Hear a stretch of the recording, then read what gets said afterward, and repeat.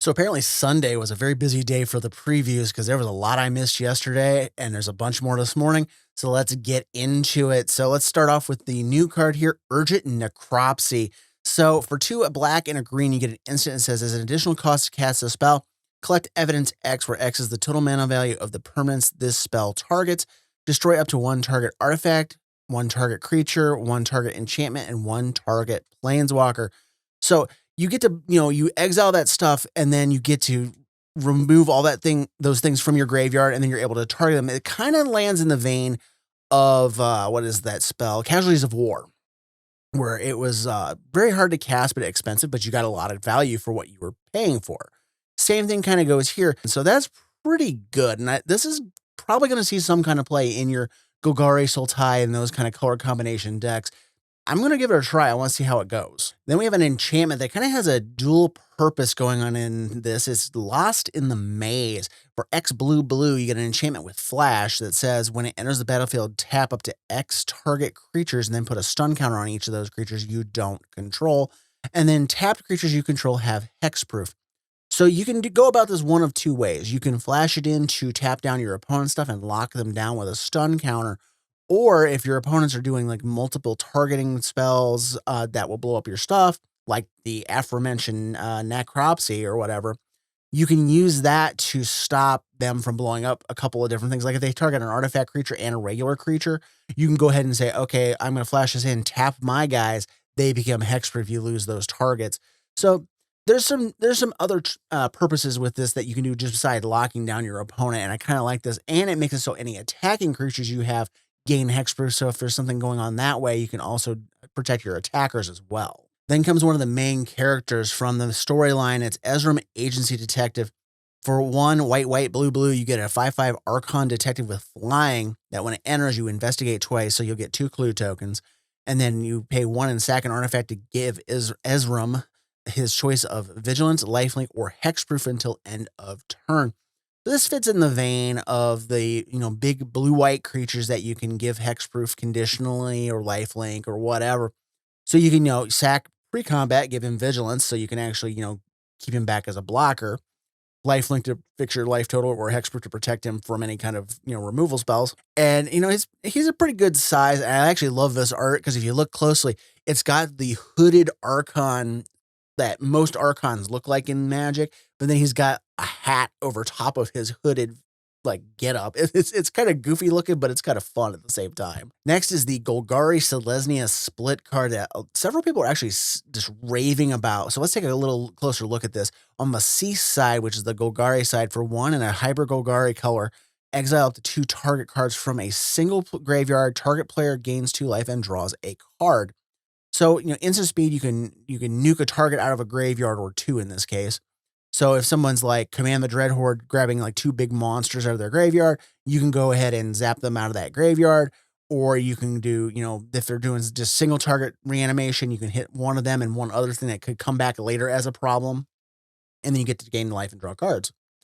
On the Desist side, and this is the side a lot of people are excited about, for 4 and 2 hybrid Selesnya colors, destroy all artifacts and enchantments. Fracturing Gust has been a big card in a lot of sideboards for competitive formats. It's also been used in Commander a lot as well to just, sweep the board of artifacts and enchantments.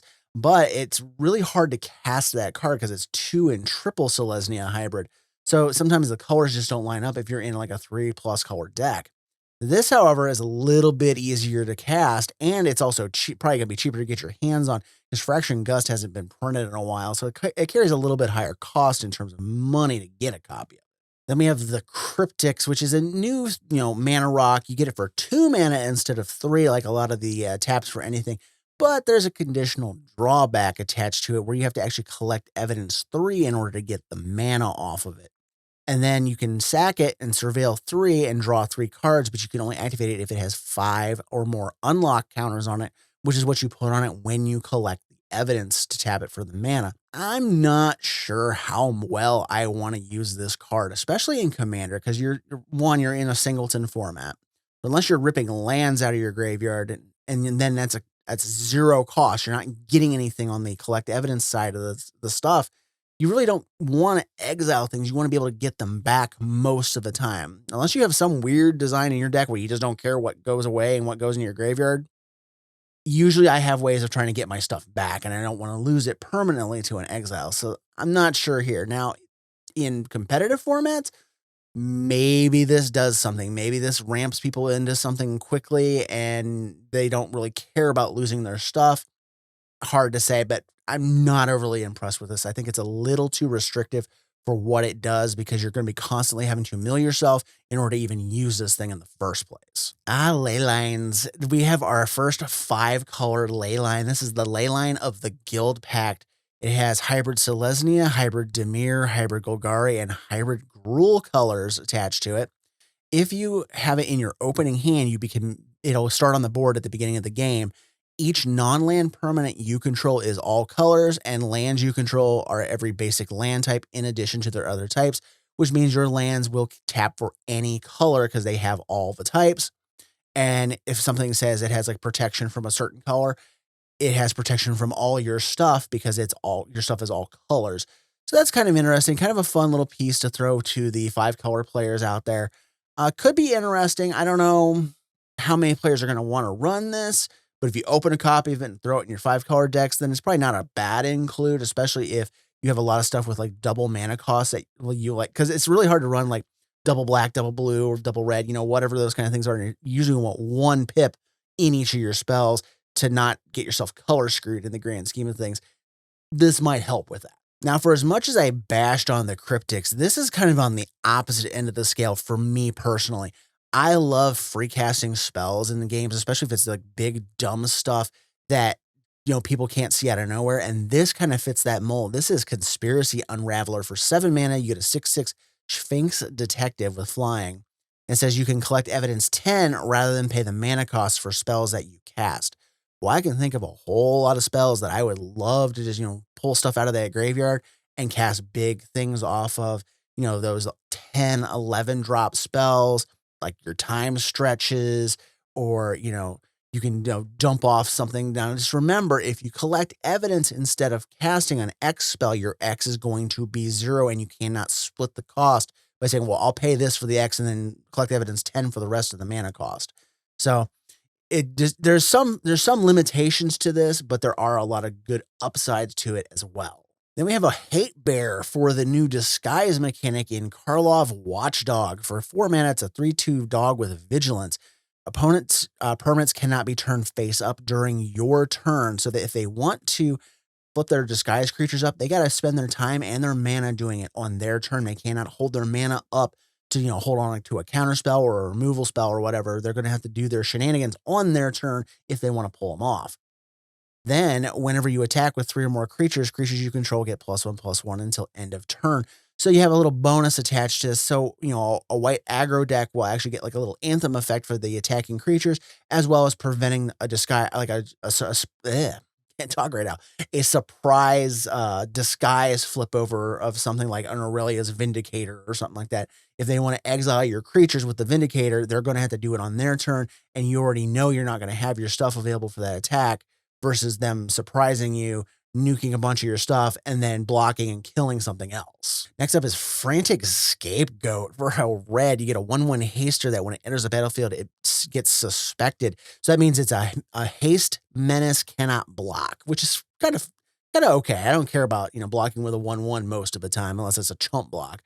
And then whenever 1 or more other creatures enter the battlefield under your control, if the scapegoat is suspected, you can actually suspect one of your other creatures. And if you do, the scapegoat is no longer suspected. So this is kind of an interesting card to me because you're able to play this early, slam on in with a 1/1 haste menace creature. Because, you're going to be swinging. You don't care about the can't block part of this thing. And then what's neat is if you get a bigger, better creature, say like a 4/3 or 3/3, 4/4, whatever, in a couple turns later, you move the suspecting over to that creature and it is able to get through with menace instead. Because again, we're in mono red. We're not going to care if they can't block anything. It's just you're going to be trying to get that damage through as quickly as possible. So I really do see this card seeing place in probably like mono red aggro in standard.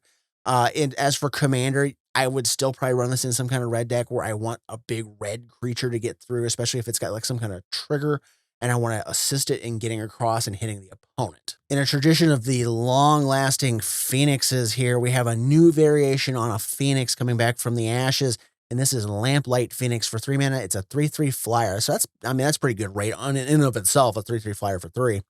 That when it dies, you can exile it and collect evidence for. If you do, return it to the battlefield tapped. Now, the only thing about this that I will say that isn't great is the fact that you have to have those cards in your graveyard ready to be exiled when it dies. If it dies before you have enough stuff to collect the evidence, you're not getting it back unless you use something else to get it back.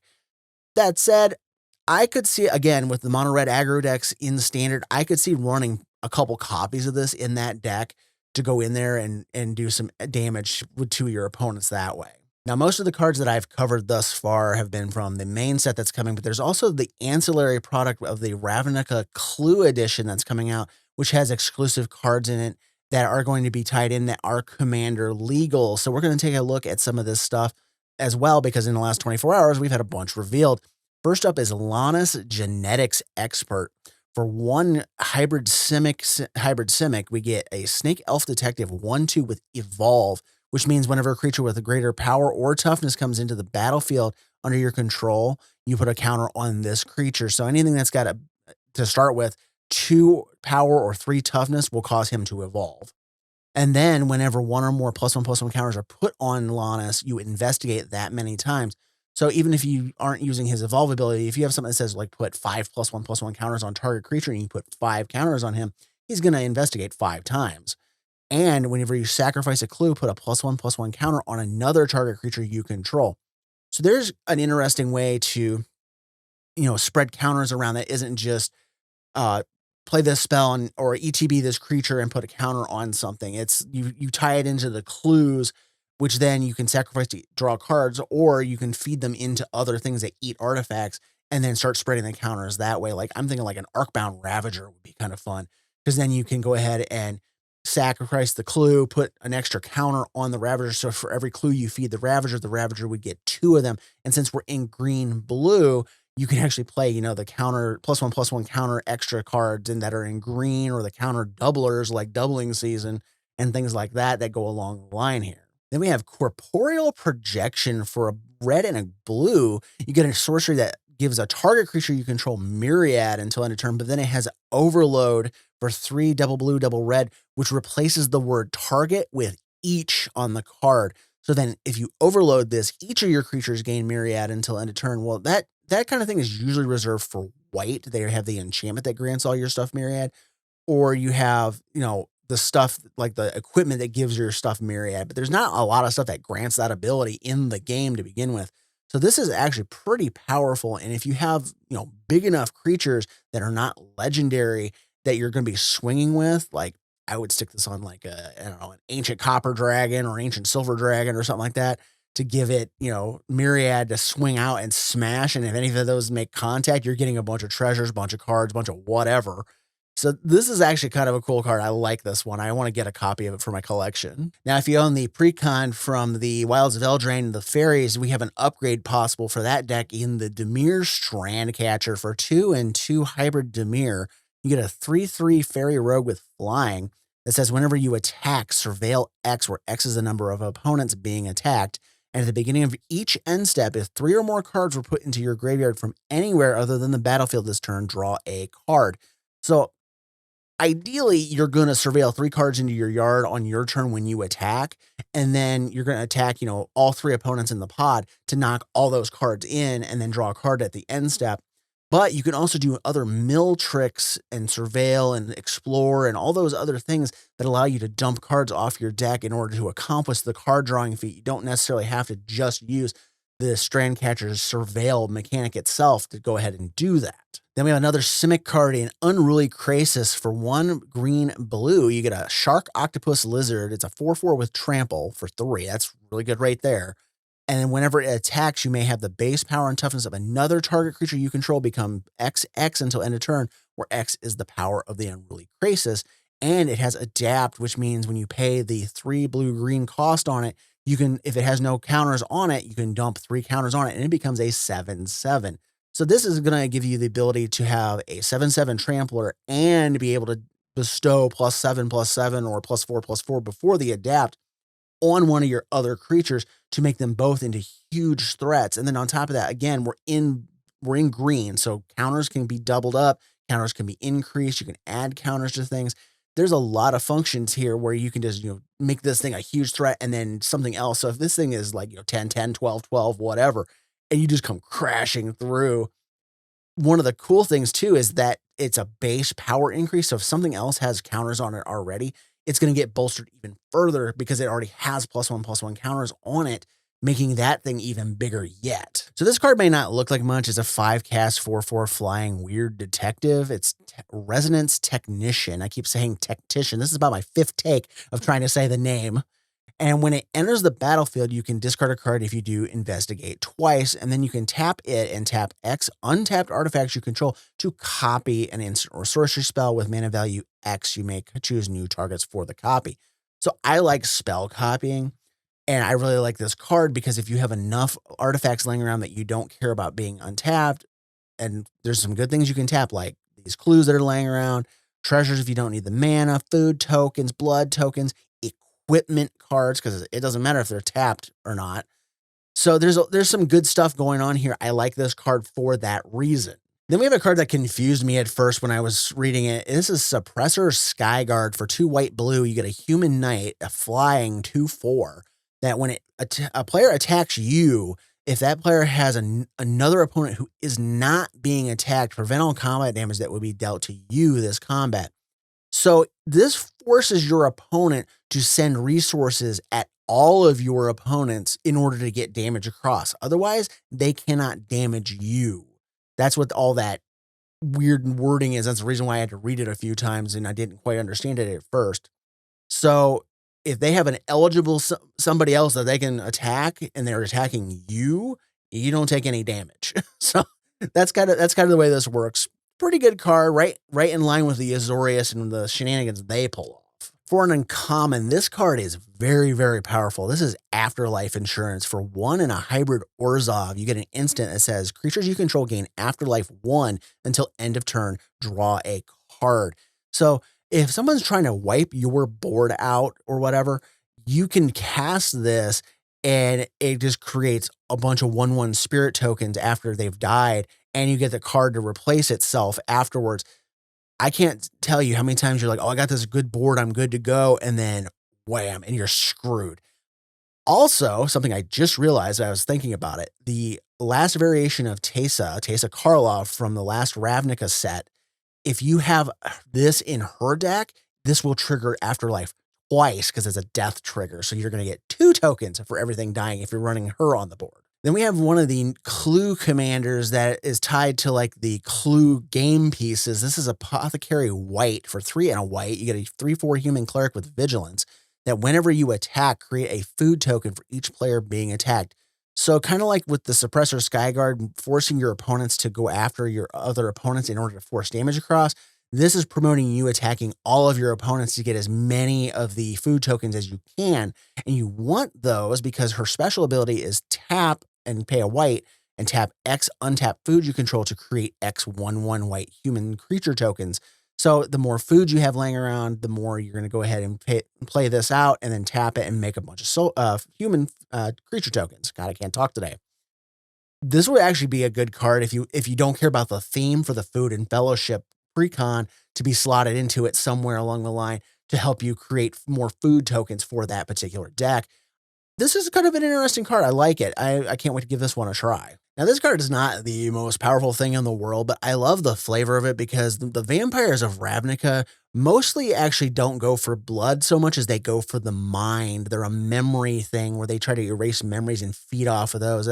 It's kind of fun like that. So this is Memory Vampire for 6 mana, 4/4 flying vampire detective that when it deals combat damage to a player, any number of target players each mill that many cards. So at base, it's 4 cards per player, and you couldn't just mill yourself, which is kind of nice because you don't force somebody to mill, especially if you know they're playing a graveyard strategy and you don't want to help them out, then you don't have to make them mill anything. But you might want to do it anyways, because the other part of the card is then you can collect evidence 9. When you do, you can cast a target non-land card from the defending player's graveyard without paying its mana cost.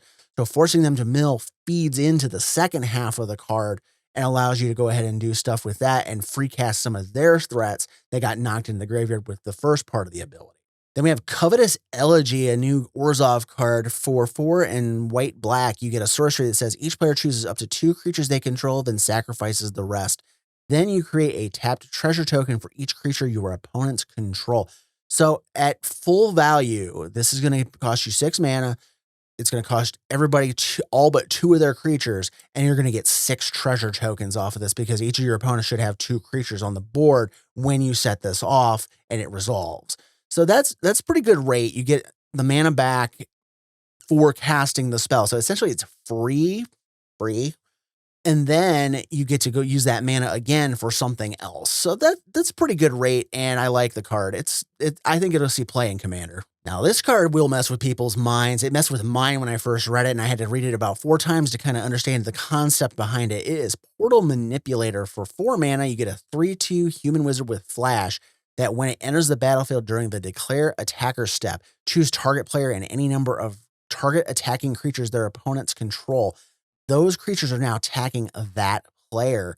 So say someone's like, I'm going to critter hoof behemoth you to death, or whatever method of running you over with their creatures they have. You can wait, they declare who the things are going to, and then you flash this in and go, okay, no, all the stuff coming my way is now going that way. And it goes right over at somebody else and runs them over instead. And then your opponent's like, well, they just blew their load trying to, run you over with a crater hoof or whatever. Now they got to come up with a plan B to come back and stop you.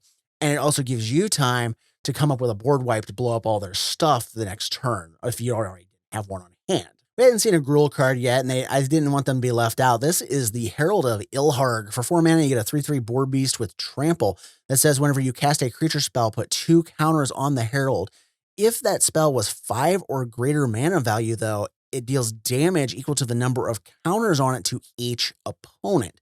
So you can cast some cheap, little elves and other things like that to, bolster the power of this thing up, and then it tramples over as well. But then if you get into your big stuff after this and start slamming those down, then it starts blasting all of your opponents every time you do that. So this is actually in my wheelhouse. I like these kind of cards that give you some little conditional extra damage when you have things going on. So I'm going to give this one a try for sure. Now we have what I think is the first multicolored Titan in the game. This is Sludge Titan for 4 and hybrid Golgari.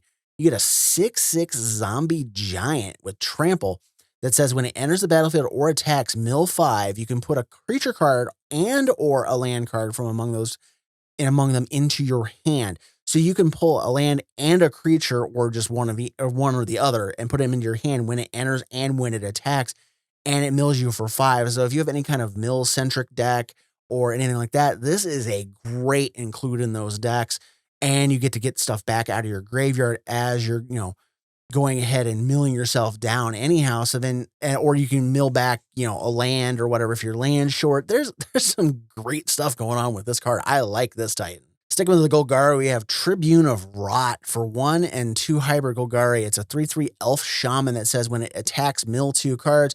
For each creature milled this way, create a 1/1 green sapperling creature token. So this would fit ideally in Sidisi, the Myco Tyrant. There's all kinds of decks that this thing would be just loved into. And I want to try this out. And I like sapperlings. You could put this in a deck that runs Slimefoot and all the sapperling stuff there. There's some good decks out there that this would slot into pretty easily. And still in Golgari colors, we have Amzu Swarm's Hunger for 5 mana. It's a 3/3 insect shaman with flying and menace. Other insects you control have menace. And whenever one or more cards leave your graveyard, you may create a 1/1 black and green insect token and put counters on it equal to the greatest mana value among the cards that were exiled. Do this only once each turn. So it's got a 1-turn restriction, but if you have a way to slowly either pull stuff out of the graveyard back to your hand or exile them out of your graveyard, you're able to, grab the biggest, baddest thing, create a 1/1, and then dump a bunch of counters on top of it. There's some cool ways you could build a deck around this. And we also have things that create insect tokens. We have things that would fit along the lines of, what is that? The Planeswalker Grist. He would fit well along these lines. There's some consideration to building something like this if I ever got my hands on one of these. Swerving back into the Gruul, we have Stampede Surfer for 3 and 2 hybrid Gruul. We have a 4/4 human warrior with haste that whenever it attacks for each opponent, you create a 2/2 green boar creature token that's tapped and attacking that opponent. So that means you attack one player, and if you have a full pot of 4 players, it's going to create 3 more of these 2/2 boars. So it's going to slam 10 damage for 5 mana in a full pot at one player all of a sudden. Then they got to deal with the 4/4 and those 3 2/2s coming at them. And if you have any other ways of bolstering damage or anything like that, this would be actually really good. Like in a Naya deck, this would be disgusting with a Cathar's Crusade on the board, because then you would actually just have these things that are gigantic coming barreling down on somebody, and they would probably get run over really quick. Then we have a virtual 5/5 for 3. This is Carnage Interpreter for 1 and 2 Rakdos hybrid. You get a 3/3 Devil Detective that when it enters the battlefield, discard your hand, then investigate 4 times. As long as you have 1 or fewer cards in hand, it gets +2/+2 and has Menace. So when this enters, you ditch your hand, you get 4 clue tokens, and then as long as you only have 1 or less cards in your hand, you get a 5/5 with Menace. And that is really strong. Even if you just slam this down on your 3rd turn and you don't really care about having your hand the rest of the game while this is out, you're able to go ahead and just have a 5/5 that's almost virtually guaranteed to make contact at all times. And I want to try this out in a devil deck of some sort, like Raphael. That would be a good card to include this one in. We also have another one of the Clue exclusive commanders in Emissary Green for 4 and a green. You get a Human Advisor 3/3 that when it attacks, starting with you, each player votes for profit or security. You create a number of treasure tokens equal to twice the number of profit votes. Put a number of +1/+1 counters on each creature you control for the number of security votes. They allow you to get a bunch of treasure tokens if they don't want to have your stuff get bulked up, or your stuff gets really big if they don't want to let you have the mana off of this. And if you have a deck that, abuses the ever-living crap out of treasures and, artifacts going to the graveyard and all these things that could happen, it's going to be almost a choice of damnations for your opponents when they see this thing come on through. Because then it's like, great, what do I do? Do I make their stuff bigger, or do I get blasted by all these treasure tokens coming down? Like, if you play this in something that had like, Marionette Master or anything like that, or if you had Ingenious Artillerist on the board and they're like, okay, well, we'll give you 4 treasures or 3 treasures. No, you're going to take 4 damage off of that for all the treasures coming in. But they don't want to get your stuff getting a bunch of +1/+1 counters either. It's kind of a really interesting card in that it creates a very, what's the word I want to type? Very hard decision for your opponents to make on this one. And the last of the clue cards, and then I have a couple main set ones I missed earlier. This is Conclave Evangelist for 3 and 2 hybrid Selesnya. You get a 4/4 Elephant Cleric with Myriad that whenever it deals combat damage to a player, create a token that's a copy of itself. So it makes a Myriad copy, and then as the Myriad copies make contact, it creates another permanent copy of the spell. So it basically propagates itself over and over and over again, and then it hits again and it does it again. So it just multiplies out of control. If you have ways to either make your stuff unblockable or hard to block, trample, whatever, make them fly, this thing could spiral out of control really freaking fast. Again, we're also in white and green, which are the colors that are good for token doubling. So Reese the Redeemed, playing Doubling Season, playing Parallel Lives, playing Anointed Procession, Mondrak, O'Hare Talk. All those things can really make this thing just go absolutely crazy if you're playing a green-white deck with anything else you want to play in it. Next up is a card that I had to pull a translation for, and I went to Goldfish to get it because the other ones weren't quite as clear. This is Forensic Engineer for 2 and a blue. You get a 2/3 Vidalcan Artificer Detective that says whenever you cast an artifact, you investigate. So for every artifact you cast, you get a bonus artifact, essentially.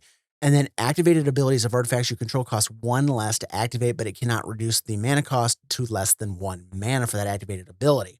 So the clues then go with, instead of 2, they cost 1 to open up and draw the cards off of, which is good in and of itself. But then you have all these other artifacts that have activated abilities that this will reduce those things by 1. And then on top of that, you're casting these other artifacts. There's a lot of things that this could do for a deck. I could see this seeing play in one of the Joyra decks because you have those artifact-centric synergies there. There's all kinds of things I want to give this a try in, and I can't wait to try it out. And then the last card for today is Deadly Cover-Up. Now, I am not sure how this is worded because if this is translated correctly, this shows that it's not a translation, but there was some confusion yesterday online that I saw. For 5 mana, you get a sorcery that says, as an additional cost to cast a spell, you may collect evidence 6, destroy all creatures. If evidence was collected, exile a card from an opponent's graveyard, then search its owner's graveyard, hand, and library for any number of cards with the same name and exile them. That player shuffles, draws a card for each card exiled from their hand this way. The point of contention is it does not say non-land card, and we're in black. So if you have the ability to force them to mill or discard or blow up a land or whatever, and you do collect evidence 6 on this, nuke the board, you could take all the basic lands out of a player's deck if this wording is correct, because it does not say non-land. You could say, okay, I'm going to Deadly Cover-Up, collect evidence 6. Oh, you discarded a island or whatever. I'm going to rip every island out of your deck. I don't care if you're drawing all these cards, because if you're in mono blue and you don't counter this, you're not going to have any lands the rest of the game that aren't non-basics. So I'm going to wager there's probably going to be an errata on this card if this is how it is printed, because that does not seem right. So with that said, I hope you guys enjoyed today's previews. I will be back tomorrow with more previews, and I'm churning along on the Voja deck that I want to build, along with a couple other things I have in the pipeline. So I can't wait to get those onto the channel and have you guys see what I've been working on. And until then, we'll see you in the next video.